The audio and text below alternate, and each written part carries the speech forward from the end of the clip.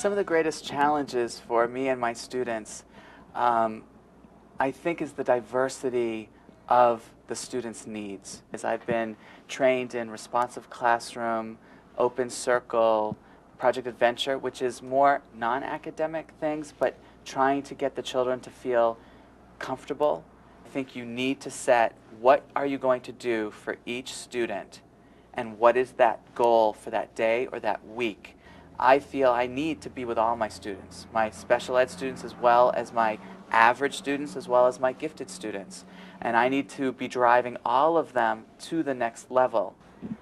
Our model in my specific classroom is truly an inclusionary model where outside help comes to us. We have physical therapists coming in, occupational therapists coming in, ESL teachers coming in. We find that we can meet the needs of the student much better because it's not being pulled out, and then when he comes back to the classroom, he or she, they have no connection to what they were doing. We're all going toward the same common goal, and not everybody has their own agenda. Okay, group answers. Group answers. Let's do parts of speech. Parts of speech, let's start with nouns. Common or proper nouns? Dwayne? This is just a guess. A guess? I love guesses. Begun? Begun. Would begun be a person? No? It would be a thing. What do you do if you begin to do something? Is that showing action? Or is that an item like a desk? It's showing action. It's showing action. So would that be a verb or it would be a noun? A verb. A verb. So do you want to think that it's a noun or do you want to wait until you think it's time for a verb? Wait until it's time to. Excellent. Good choice. You'll see that some of the students will say, well, I have a guess. And that's great. They feel able that they don't have to be right. I don't want them always to feel they have to be right because it's how they got to that answer that's just as important as what their answer is. Okay, if you agree, we'll stand up. If you disagree, head to the table. 1, 2, 3, go. Excellent. All right, I'm going to move on to pronouns. Okay, Tyler. There is a pronoun because it replaces the names of the Girl Scouts. Okay, if you agree, left hand to left ear. If you disagree, left hand to left foot. Ready? Go. Good listening. Excellent. So let's move on to verbs then. Action verbs, linking or helping verbs.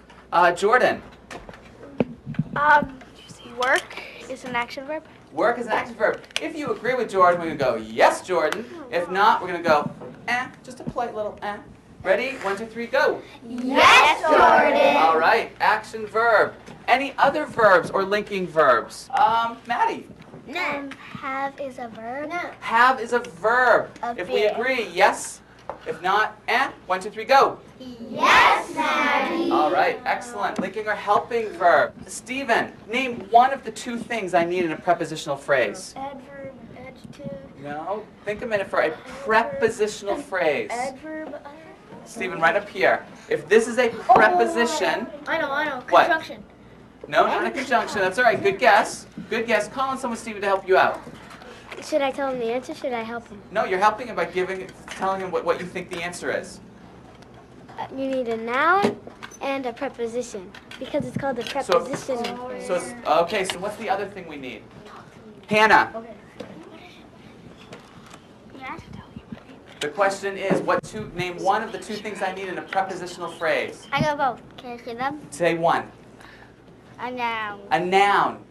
I have one girl that's hearing impaired, and again, it's just teaching myself to do things a little differently. I can never talk with my back to her, like on the board. I always have to be facing her because she reads lips extremely well.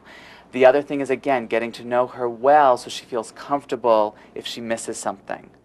I have one student that is ADHD. He's very active and he has difficulty containing himself for a period of time, and it takes a lot of his energy. So I say what my expectations are. He really has part in what he feels he can do. And then we'll say, okay, these 2 periods where I'm teaching, that's where you have to focus the most. And right after that, we have a group activity where you can get up and you can relax a little and let some of your energy out. So we're not looking at...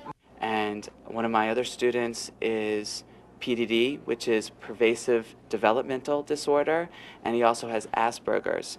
And on the realm of PDD, you have autistic on one side, and you have Asperger's on the other side. And so there's 4 different realms within that: social, physical, academic, and behavior. And not every student would have all 4 of those. One of the biggest things to understand about this child is he has an extremely high anxiety. So a little thing can push him off. And we talked about this as a whole class. We talked about this boy who, you know, when we come to school, we might have our anxiety level here.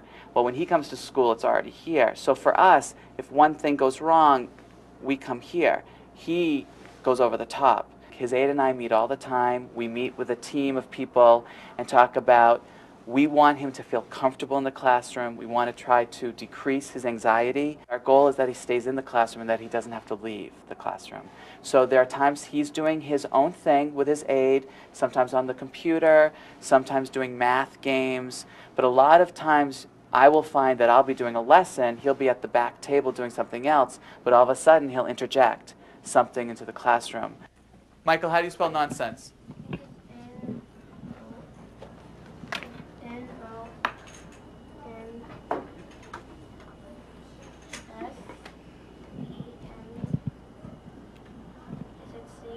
S.